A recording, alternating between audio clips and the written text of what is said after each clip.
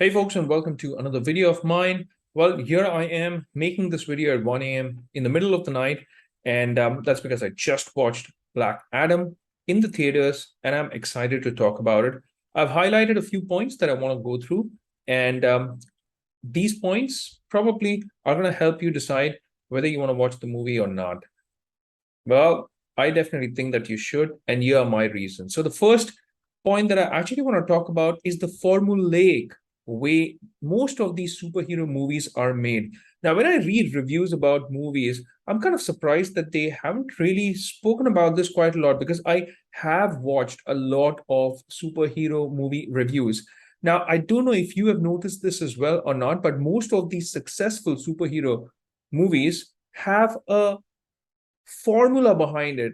And what kind of a formula am I talking about? Well, let's take a look at Iron Man, which was one of the first big hits that Marvel had. In fact, it shaped the entire MCU. Now, take a look at Iron Man and the villain that was pitted against him, Ironmonger. Well, a villain which was very similar in nature to the Iron Man. It was Iron versus Iron costume. Then he had Ant-Man, Yellow Jacket, similar villain who can shrink, not necessarily grow in size, but definitely change the shape of or shrink in size. And again, a super villain which was very close to the superhero in this case, Captain America. And you had Red Skull, who again took the super serum. And when it comes to the strength, was probably an equal when pitted against Captain America, Black Panther, and the Killmonger. Yeah, and even if you move from MCU over to a movie like Superman, the Man of Steel, you had Superman going up against Zod. So good versus evil, perfect narrative. And I think that's what people like. And even if we talk about a movie like Aquaman, you had the Ocean Master. So every single one of these superhero movies, which has been a huge success, a big hit, has had this very formulaic approach towards it. And that's what we kind of were expecting with the Black Adam. Unfortunately, the villain is not exactly a very strong villain. There's this sense of satisfaction that you get from the hero emerging victorious. Well, that's not something that you will get in the Black Adam because the villain in this case, well, the potential was there. And if you look at the way the villain was chosen for this movie, I think they did want to go down that route of being formulaic, but they're not able to execute it in the right way because I think the villain came off as a pretty lame kind of a villain. Um, Now, the character itself is actually pretty good. If we take a look at Sabbac, then his name also has an acronym just like Shazam. And just like our superhero or anti-hero in this case draws his powers from the Egyptian pantheon of gods. For instance, Shazam draws his power from the Greek or the Roman gods. So S for Solomon, H for Hercules, A for Atlas, which, I mean, different powers like stamina from Atlas, power of Zeus, courage of Achilles, and the speed of Mercury for Shazam. Similarly, Black Adam gets his powers from the Egyptian pantheon, like Shu for stamina, Hershef for strength, Amon for power, Zehuti for wisdom, Ampu for speed, and Mentu for courage. Similarly, you even have Sabak, who actually draws his power from different demons. As for Satan, so if I just move my camera over here, then Satan for the invincible strength. And then A, which is aim for indestructible body, B for the evil wisdom of Belial, B again for the flame powers of Beelzebub, A for the evil courage of Asmodeus, and C for the flight of Cratius.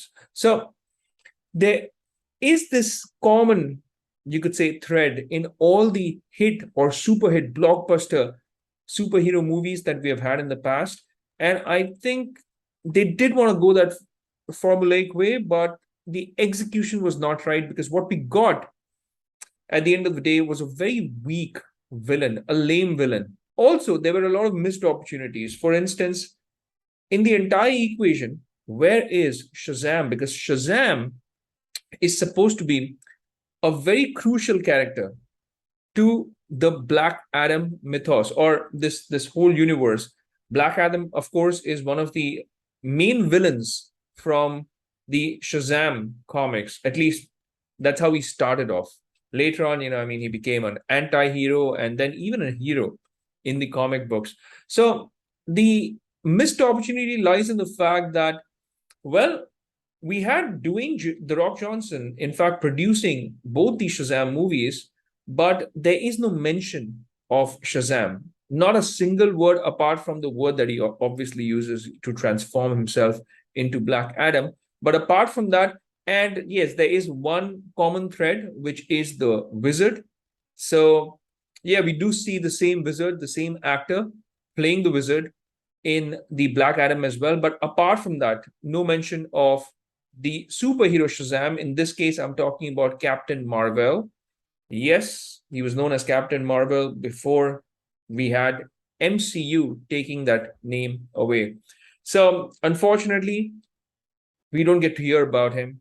And that kind of leaves you in this weird space thinking about, hey, what's happening here?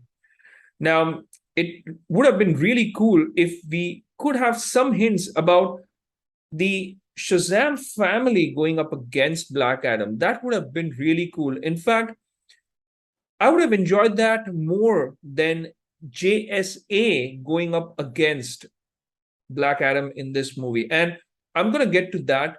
The reason why I'm saying that I would have enjoyed the Shazam family going up against Black Adam more is because whether it's the comics or whether it's even animated movies like Superman and Shazam, The Return of Black Adam, that I believe released in 2010, you see, I mean, even there, we have Shazam and Superman teaming up and going up against Black Adam.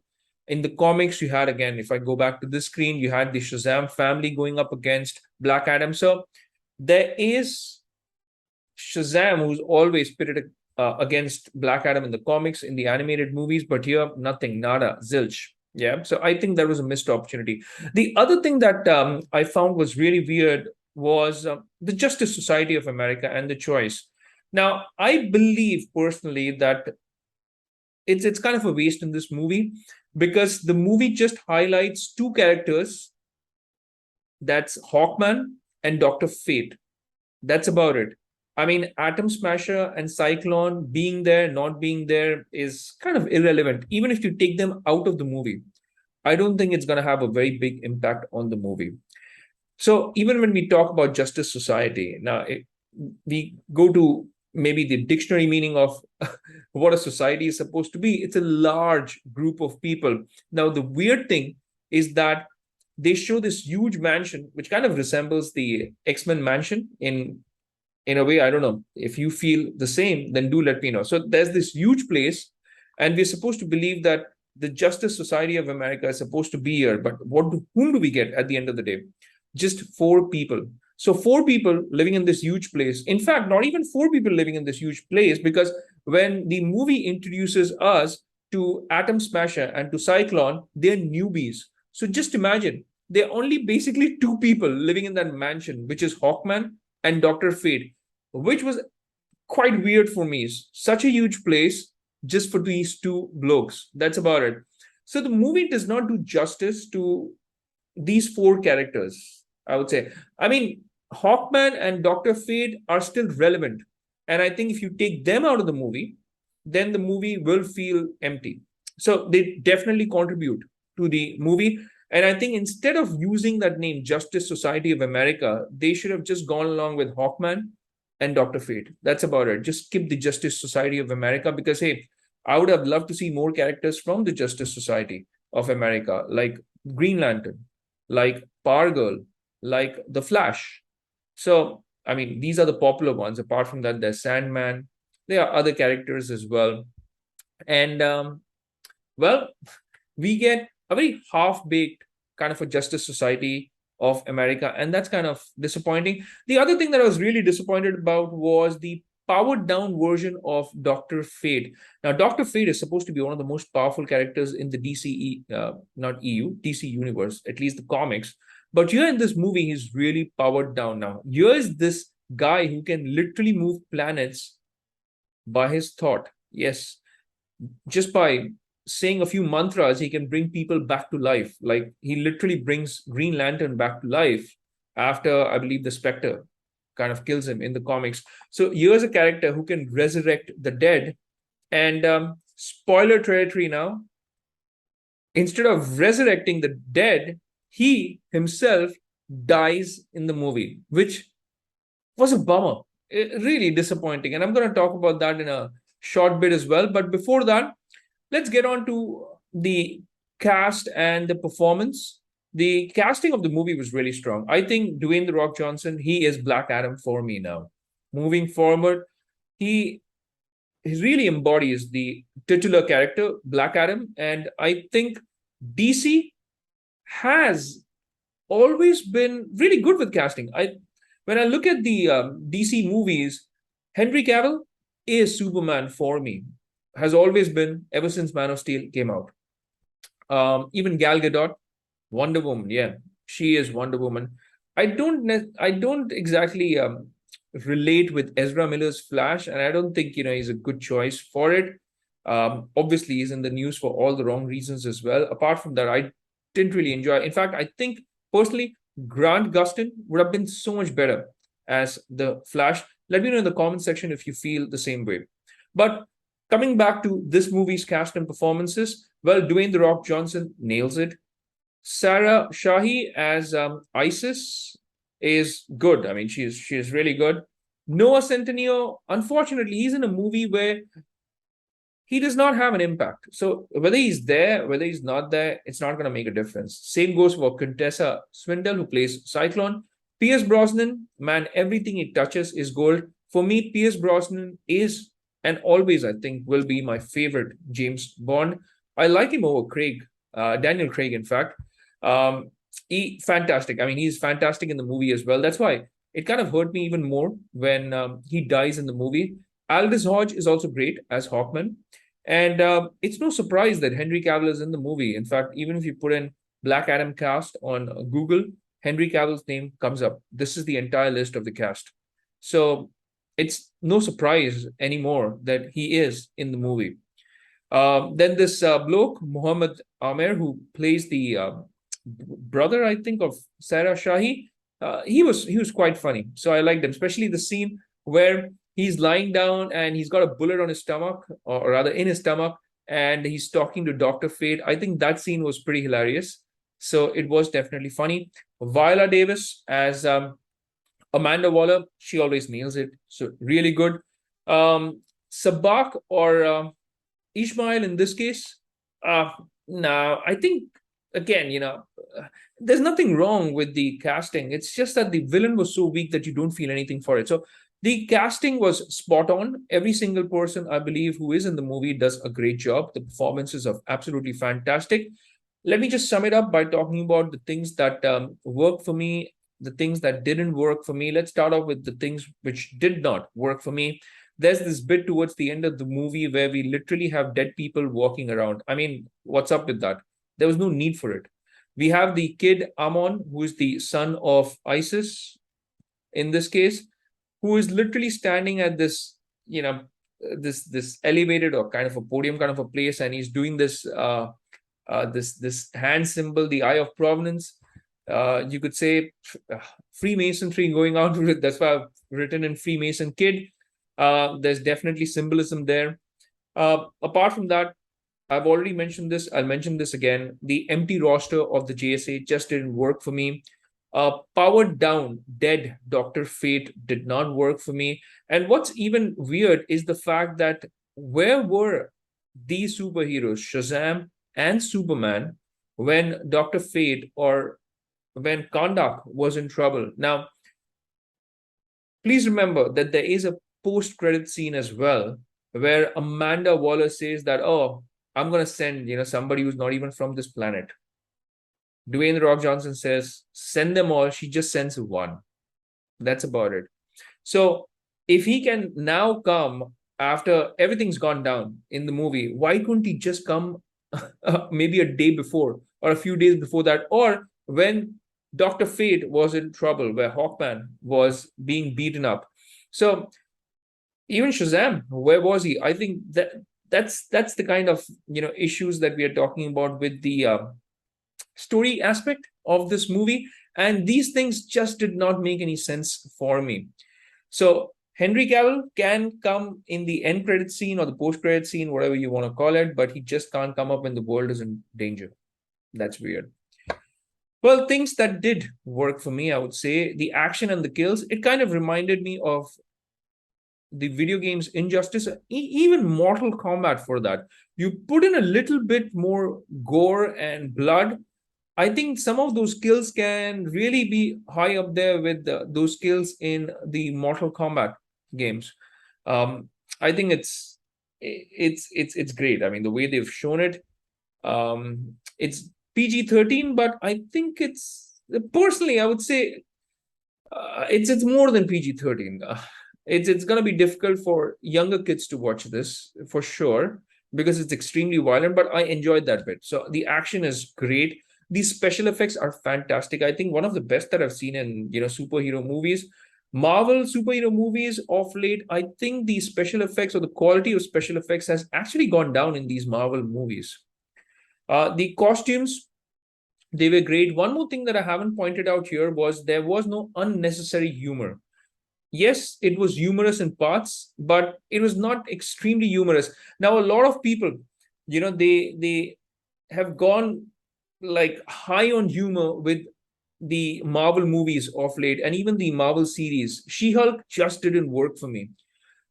In fact, even Thor, Love and Thunder, it just didn't work for me. I thought it was way too funny and like forced comedy. It just did not work. And I just don't get it that critics, they love that movie. And even if you look at She-Hulk, if you look at IGN's rating of She-Hulk, it's 8. And IGN has rated 5 when it comes to this movie. It's weird. I just don't get it again. I know I've used this word, just don't get it, a lot of times now. But really, I'm going to say this again. I just don't get it. Because this was way better than She-Hulk. This, personally to me, is way better than even Thor, Love and Thunder. I did not enjoy the forced comedy. So here, they've not overdone it. And that's what worked for me. And the costumes are absolutely brilliant. Really, really good. Every single costume in the movie nails it. And finally, winding this video up, I'm going to talk about the shape of this movie and DCEU moving forward. I'm sure Dwayne "The Rock" Johnson, he loves Superman as a character. We've also seen the end credit scene now, which does have Henry Cavill. Hurrah for that. Love it. Love the fact that he's back in the DCEU as Superman. And I think it's heading the right place. What I would love to see is a team up between Cavill, Dwayne "The Rock" Johnson, and them going up against somebody like the Brainiac. Because, hey, in the movies, we've got a Zod, we've got Doomsday, a very bad version of Doomsday, by the way, I must tell you. Man, that just didn't work. Again, just didn't work for me. But yeah, we would love to see Brainiac. In fact, even Darkseid. And this team up would be great, whether they're going up against Brainiac, whether they're going up against Darkseid. I think it would work really well. There were a lot of connections with the Suicide Squad, by the way. We had Amanda Waller. We even had Emilia Harcourt from the Peacemaker series. Yes, she makes an appearance as well. Not a lot of reviewers have actually talked about it, but I do want to make a point. I loved her character in the series as well. And by the way, Peacemaker series, now this series definitely deserves that 94% Rotten Tomatoes rating. I think this was one of the best superhero series. This is a superhero series done right. I don't think these Marvel superhero series like the Falcon and the Winter Soldier, it just didn't work for me again. Just didn't work. I think I'm going to use this some more times in this video. Apart from that, She-Hulk absolutely did not work for me. No way. Yeah. Peacemaker was brilliant. I think it was so well made. And I'm glad that they are connecting the Peacemaker, the Suicide Squad, and even the Justice League, because there are a lot of references when Black Adam and Hawkman are fighting in this room of this kid Amon. He has Justice League posters all over his place, and yeah, they're cool references to the fact that this universe has Aquaman, Wonder Woman, even Batman. Uh, Not a lot of references to Cyborg. I didn't notice that. In case you noticed it, let me know in the comment section. But I love the way the movie comes together in the end. And Dwayne The Rock Johnson is definitely the star of the movie. He is Black Adam for me moving forward. And I'm really looking forward to seeing more of him in the DCEU. I know that they've made a lot of changes in his character, in other characters as well. Although I don't enjoy, or rather, I didn't enjoy Dr. Fate's powered down version and his death in this movie. But apart from that, I think the changes that they made worked for the movie. For instance, even the origin story of Black Adam, they've changed it from the comics. Here, he is not as, you could say, sinister as he was in the comics, where he literally kills his nephew to take all of Shazam's powers. Here, you could say he has this softer side. It works for the movie. And all of the other changes, apart from the Justice Society or Dr. Fate, worked for me. So it comes together beautifully. I think the movie's pacing was right. The timing, 2 hours, I believe, was absolutely fine. It was not stretched. I didn't feel like, the movie could have ended 15 minutes early or anything like that. I believe that they could have spent a little more time on the villain. And I would not mind the movie being maybe 150 minutes instead of 2 hours. If they would have fleshed out the villain a little more, given us a little more of that backstory, and even a little more of that backstory on the JSA. If they really wanted to go along with JSA, probably introduce a few more characters. And if they didn't want to go along with JSA, probably they could have used the extra time for Shazam and the Shazam family. I personally believe the Shazam family would have been a better fit here instead of the JSA. And I think it was a very big missed opportunity.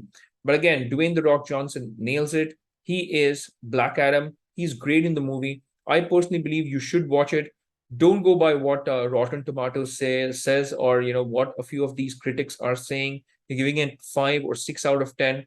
Personally, I think it is one of the better DCEU movies. And if I had to rate it, I would probably give it an 8 out of 10. It's good. It's really good, and you should watch it. Do let me know in the comment section as to what you feel about it once you've seen the movie. And if you've liked the content here, then let me know in the comment section. And also hit that like and subscribe button. It would support my channel and it would help my channel grow. I would greatly appreciate it. And I thank you in advance for doing that. And also that bell icon in case you want to get notified with all my latest videos. Now, with that said, it's a wrap for this one. I'll see you lovely folks in my next video. Until that time, I'll say take care, stay safe, and may God bless you all.